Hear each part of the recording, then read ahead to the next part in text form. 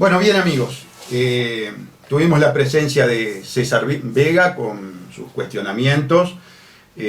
Esto demuestra claramente que tenemos un espacio ampliamente democrático. Admitimos que vengan quienes no piensan de la misma manera que nosotros, a exponer sus específicas y particulares visiones de la política. Yo no comparto la posición de Vega, estamos en situación diferente. Yo no tengo pretensiones partidocráticas. Esta audición se llama El Poder Real, es una audición que intenta dar una visión de carácter racional, lógica, no quiero presumir, pero hasta si se quiere, científica, de lo que es la realidad social, política, económica, cultural a nivel internacional y nacional. Tenemos visiones naturalmente encontradas con Vega, con todo gusto yo lo puedo escuchar y lo escuché, pero naturalmente yo sigo con mi percepción de esa realidad. No acepto imposiciones, es decir, que me digan que tengo que dejar un pelito de esperanza es una imposición, yo no la voy a aceptar. Yo primero voy a ser congruente y leal con mi conciencia. Estimo que también asumo situaciones de riesgo con una militancia diferente, es una militancia a nivel público y a nivel jurisdiccional, y por lo tanto seguiré en ese posicionamiento. En tercer lugar, el tiempo dirá si efectivamente se produce el acceso de Vega al ámbito parlamentario, cuáles serán su comportamiento. Pero ahora vamos a seguir con la agenda marcada, que es la agenda referida a la situación de caos que vive la justicia, y yo insisto, una situación de caos que vive el país. ¿Y por qué es una situación de caos muy compleja? Porque es una situación de caos que tiende a ser de alguna manera disfrazada, camuflada, disimulada. Yo decía hace un ratito, una cosa es cuando existe una verdadera oposición, cuando existe una verdadera confrontación, y otra cosa es cuando existen escaramuzas de confrontación. Cuando existen escaramuzas de confrontación, evidentemente el status quo está absolutamente asegurado. Y hoy lo que se vive en el Uruguay es la más perversa escaramuza de confrontación. En realidad, como tantas veces lo digo en esta audición, existe un poder único, existe lo que nosotros llamamos el nuevo orden mundial, que tiene diferentes alternancias, pero que en el fondo son exactamente en lo estructural lo mismo. Y eso es terriblemente perverso, porque por ejemplo, ayer tuvimos un acto que intentó mostrar, escenificar una suerte de oposición con determinado tipo de reivindicaciones. Pero en el fondo, si nosotros analizamos el acto de ayer, fue un acto oficialista, de ratificación de la política que lleva adelante el gobierno, con algunas excepcionalidades, pidiéndole la profundización de determinadas políticas que obviamente se sabe de antemano. Y ahí está, si se quiere, la deslealtad intelectual. Cuando se le pide a un gobierno que tiene compromisos estructurales que profundice políticas que se sabe perfectamente bien que no lo puede hacer, porque para hacerlo tiene que modificar las estructuras, tiene que modificar los compromisos internacionales, y entonces es absolutamente demagógico pedírselo al gobierno. Yo llamo las cosas por su nombre, no admito la demagogia. Y si es un panorama escéptico como el que vamos a dar ahora de la situación del sistema judicial, las cosas por su nombre. Las cosas por su nombre. El sistema judicial uruguayo está en una situación de caos y se avecinan tiempos peores. Yo solamente, y antes de darle la palabra al doctor Enrique Viana, que nos acompaña, quiero decirles lo siguiente. Estuve el viernes 28 de abril en la visita de cárceles de uno de los campos de concentración más terribles que tiene el Uruguay, que es la cárcel de Las Rosas, allí cerca de San Carlos. Está cuestionado por los organismos internacionales de derechos humanos, el actual relator para la tortura, el señor Knox, ¿no?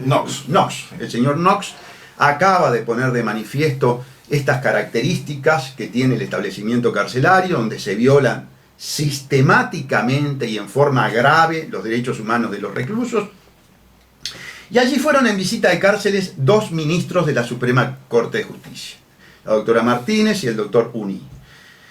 No se dignaron, amigos, no se dignaron recorrer las instalaciones de la cárcel. No se dignaron preguntarle a cada uno de los presos que desfiló ante su presencia en el acto de clemencia soberana, que es el acto de visita de cárceles, cómo padecían la reclusión en ese campo de la muerte del gobierno frente amplista. Es decir, la Suprema Corte de Justicia, en forma cómplice, permite, viabiliza el terrorismo de Estado por comisión que llevan adelante el gobierno del doctor Tabaré Vázquez y que jurídicamente, penalmente, conforme a la doctrina establecida por el actual ministro del Tribunal, Luis Charles, y la actual integrante del Instituto de Derechos Humanos, Mirta Yance, cuando era fiscal, es responsabilidad directa del doctor Vázquez estos crímenes de lesa humanidad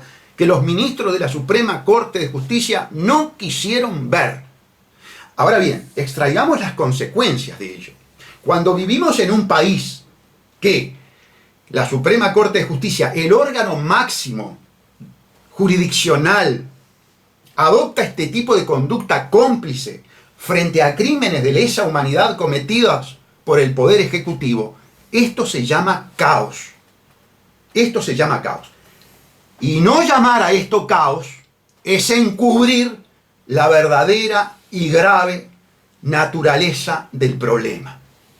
Y aquí las cosas se llaman por su nombre. Porque cuidado, nadie está libre de caer preso en las Rosas. No hay patente de que usted por cualquier desenlace de la vida pueda terminar en esos campos de la muerte. Esto no se trata de decir, son los delincuentes y por lo tanto podemos violar los derechos humanos de los delincuentes. No, cualquiera de nosotros puede terminar en lo que el comisionado parlamentario llamó agujero negro.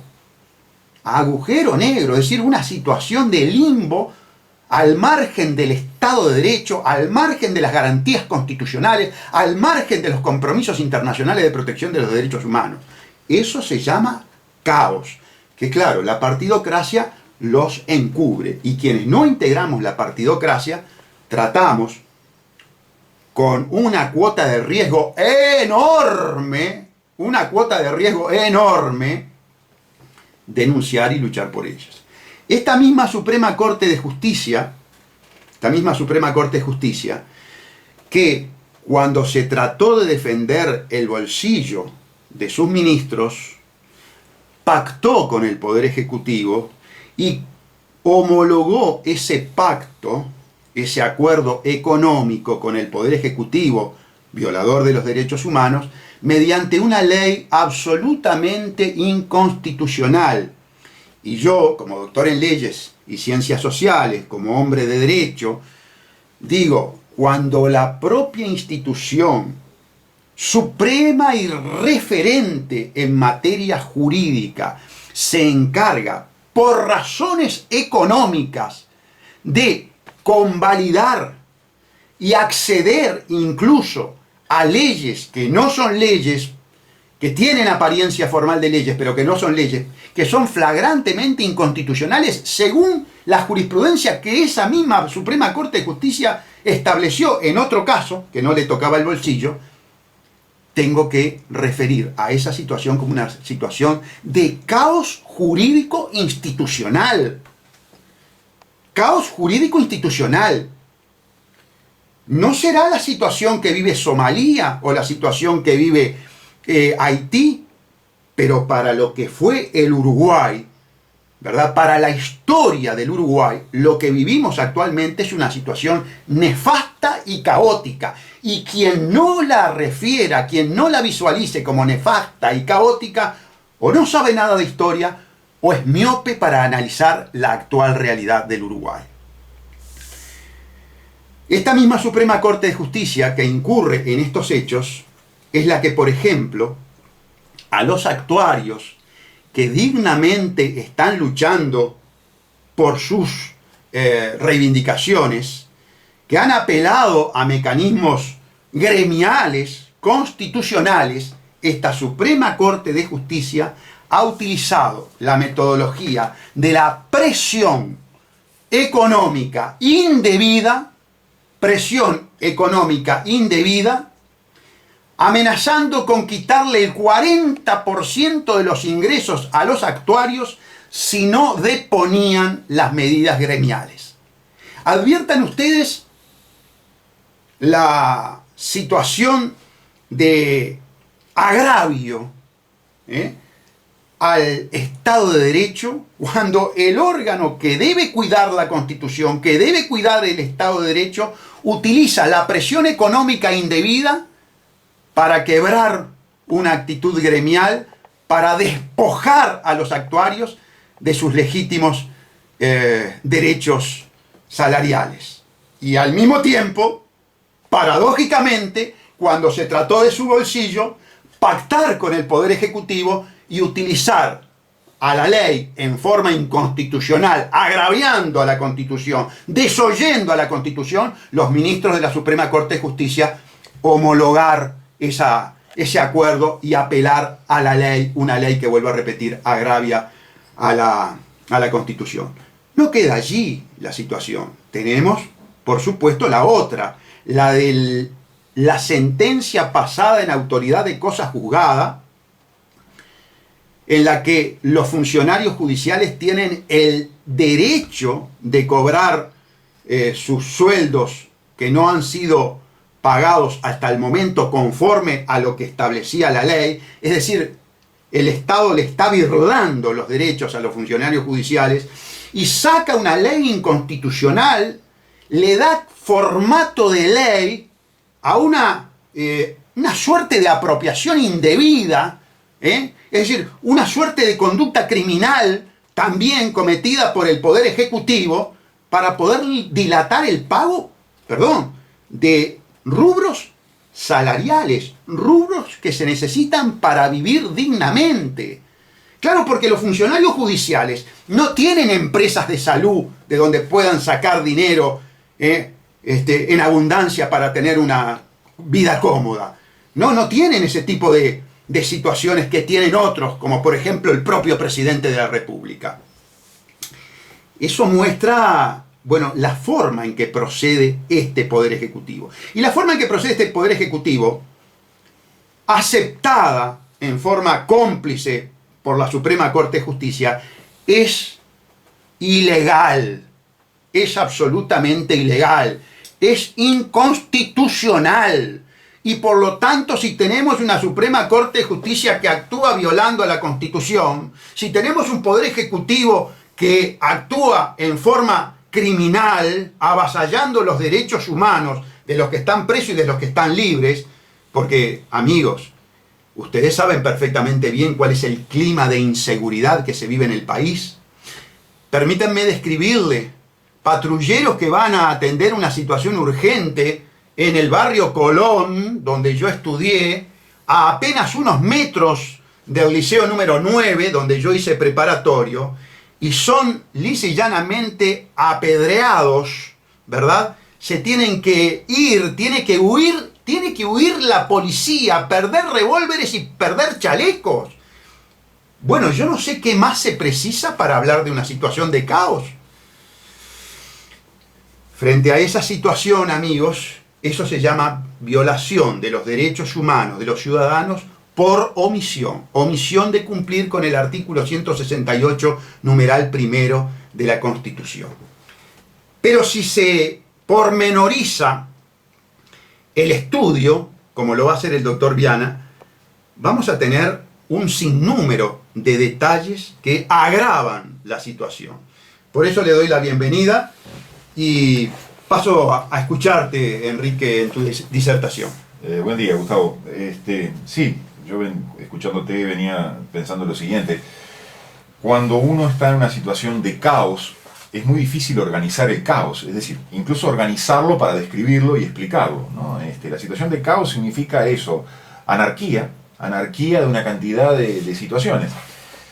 Quizás, y eso es lo que hace un poco la diferencia, es una anarquía muy especial, porque es una anarquía organizada, ¿no? Es aquello que hablaba en algún momento aquel sociólogo Ulrich Beck, ¿no? Sobre formas de desorganización deliberada que buscan justamente afligir a las personas, hacer que las personas estén preocupadas por una cantidad de temas muy concretos, muy puntuales, y no puedan ver el horizonte en cuanto a cuáles son los verdaderos problemas. Yo te voy a enumerar algunas situaciones que yo traje aquí, incluso con los recortes de diario y algunas otras informaciones.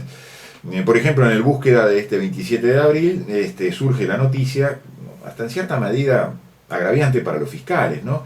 Fiscales se asesoran sobre sus derechos frente a los sumamente frecuentes pedidos de información del jerarca del organismo, ¿no?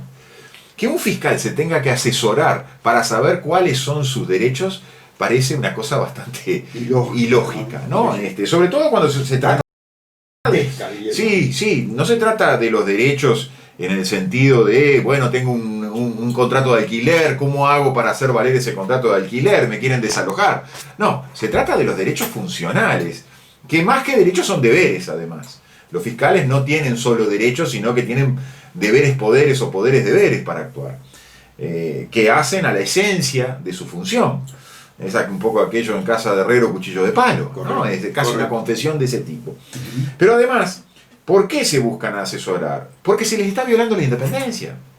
Entonces, cuando la Asociación de Fiscales sale a buscar asesoramiento de por qué les están pidiendo tan frecuentemente a los fiscales, lo cual es cierto, pedidos de informe, sumarios, separaciones del cargo, desplazamientos de la materia en función de cómo vienen ejerciendo la materia, y aquí me involucro personalmente, pero no es el único caso. Tú has referido muchas veces, por ejemplo, un caso que es sumamente ofensivo, como es el caso del doctor Daniel Gutiérrez, ¿no? El fiscal civil más antiguo del país, que fue desplazado por decir que la ley de creación de la Fiscalía General viola la independencia de los fiscales. Y es inconstitucional. Y decirlo como fiscal de corte, subrogante, y bueno, bastó que dijera eso para que fuera trasladado a ejercer funciones en materia de violencia doméstica. O sea que, macana hablar de que me piden muy seguido informe. A mí me vienen pidiendo informes muy seguidos desde el año 2003, 2004, ¿no?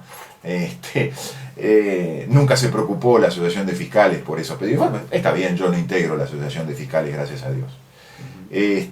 Pero a lo que me refiero es a lo siguiente: esto es un síntoma del caos, ¿no? Cuando los fiscales tienen que pedir asesoramiento porque les están violando la independencia técnica, cuando los fiscales no se dan cuenta que ha habido por lo menos 2 leyes que violaron la independencia de los fiscales: la creación del servicio descentralizado y luego la ley más reciente de ahora, de enero de este año, por la cual se somete a los fiscales directamente a instrucciones de parte de la Fiscalía General. Se los convierte, se los pasa, dejan de ser fiscales letrados de la República para pasar a un sistema de fiscal general y fiscales delegados. Eso no alarma que les pidan informes. A mí me indigna mucho este tipo de manifestaciones de la Asociación de Fiscales. Me indigna mucho, porque creo que hay gente valiosa dentro de la Asociación de Fiscales, pero con estas manifestaciones realmente a mí me dan vergüenza ajena. Te agrego otros elementos. La propia Asociación de Fiscales está apurada por contratar un seguro de responsabilidad profesional.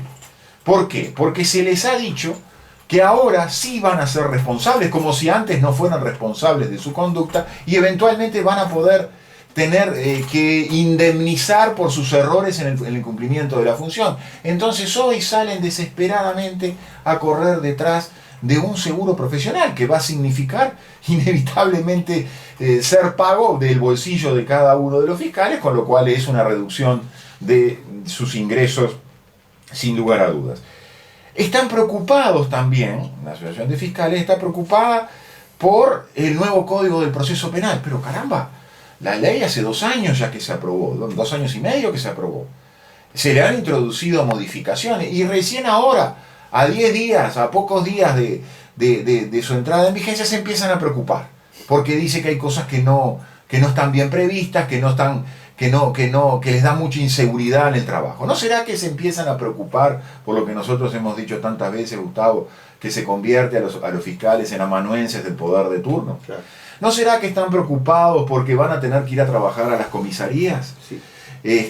Donde el que manda es una cosa sumamente obvia, es el que lleva el revólver al cinto, salvo que algunos fiscales lleven revólver al cinto. Hay algún fiscal que sí ya lleva revólver al cinto, y bueno, ahí se verá cuál es el revólver más largo, ¿no?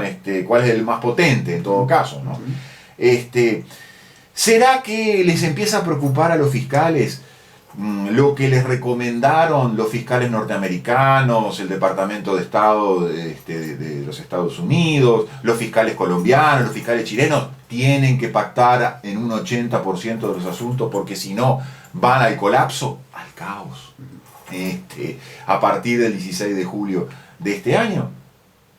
¿Será que se dan cuenta que cuando se pacta se coloca el fiscal en un plano de igualdad con el individuo que ha eventualmente cometido un delito, y que cuando se pacta y se pone en esa mesa de transacción y de pacto, delitos, pena, principio de legalidad, delaciones, confesiones, entregas de dinero, alguien puede empezar a sospechar, la ciudadanía puede empezar a sospechar que no solo se pacta por arriba de la mesa, sino que también se pacta por debajo de la mesa?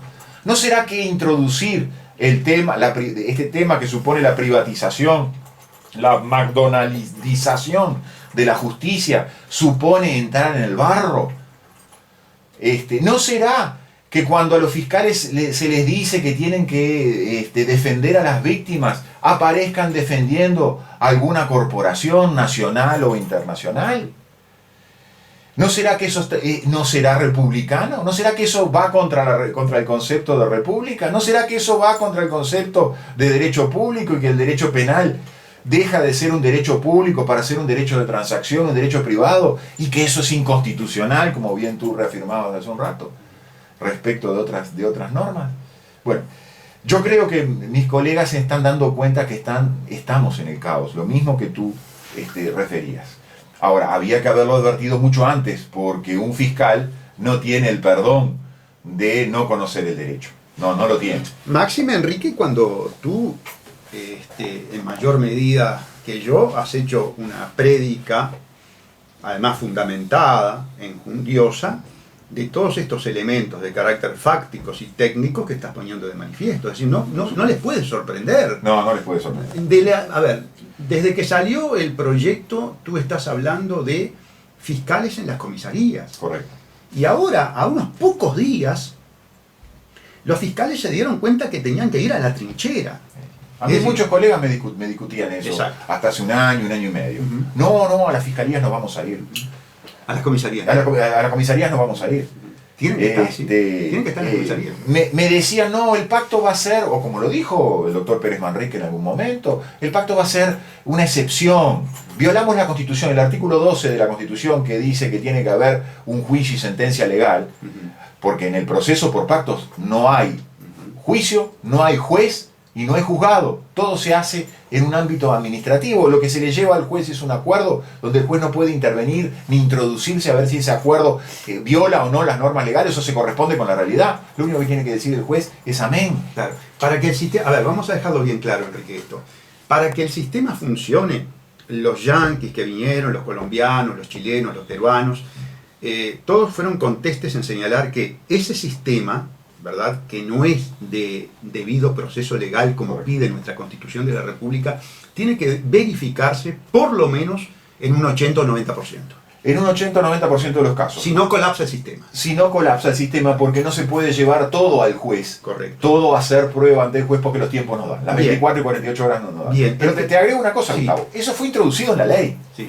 Sin que nadie diga que fue introducido en la ley. Cuando se establece en la modificación del nuevo código, que todavía no entró en vigencia, la modificación, una de las va a ser modificado, además. Que va a volver a ser modificado, pero en una de las modificaciones se estableció el proceso penal abreviado. ¿Qué es el proceso penal abreviado? El proceso por pactos. Y allí se dijo que se puede pactar hasta el límite mínimo de los 6 años de penitenciaria.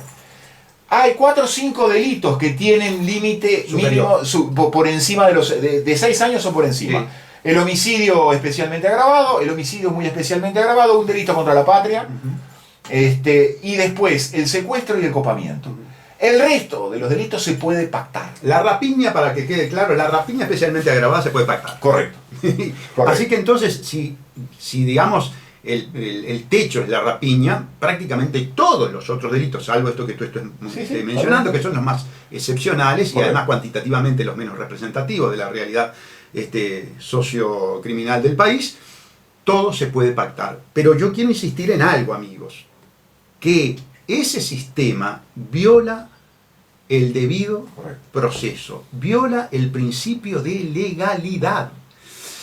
Entonces, que quede claro, la academia uruguaya, esa que está tan preocupada por derogar el artículo 162, que es el freno de los corruptos, esa que hace tantos vericuetos técnicos para fundamentar la derogación del artículo 162, colaboró intelectualmente en la generación de este código, en la adaptación, porque viene del Departamento de Estado, en la adaptación criolla de este código que ultraja, que viola, que manosea, que agravia la Constitución, que agravia los fundamentos filosóficos del sistema republicano democrático. Es decir, desde las universidades, los profesorones están de acuerdo en violarla, se pusieron de acuerdo en violarla. Y hay pocas voces, como la del doctor Viana y la nuestra, que desde hace años que venimos diciendo, este código es un código de naturaleza antidemocrático, antirrepublicano, porque atenta contra nuestra Constitución, viola y ultraja nuestra Constitución. Y la Suprema Corte de Justicia, de la misma manera que hizo cuando se refirió al bolsillo, avala y sale a hacer propaganda a favor del código yanqui.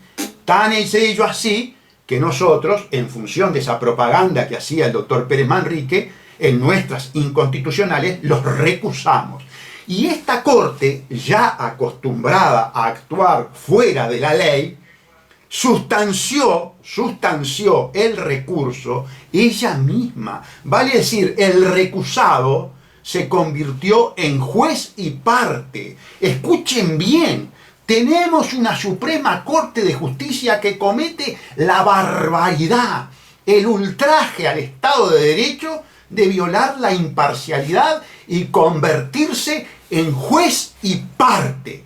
Este es el caos jurídico que identifica claramente y expone con valentía el doctor Viana, y humildemente tengo que decir que el doctor Salle también, porque yo en este momento tengo que ir a tramitar asuntos frente a esa propia Corte de Justicia. Y en la visita de cárceles, mi alocución defendiendo a mi patrocinado fue precisamente esa. Decirles, señores ministros, a sus espaldas se violan los derechos humanos. A sus espaldas hay un campo de concentración, cara a cara, mirándolo a los ojos.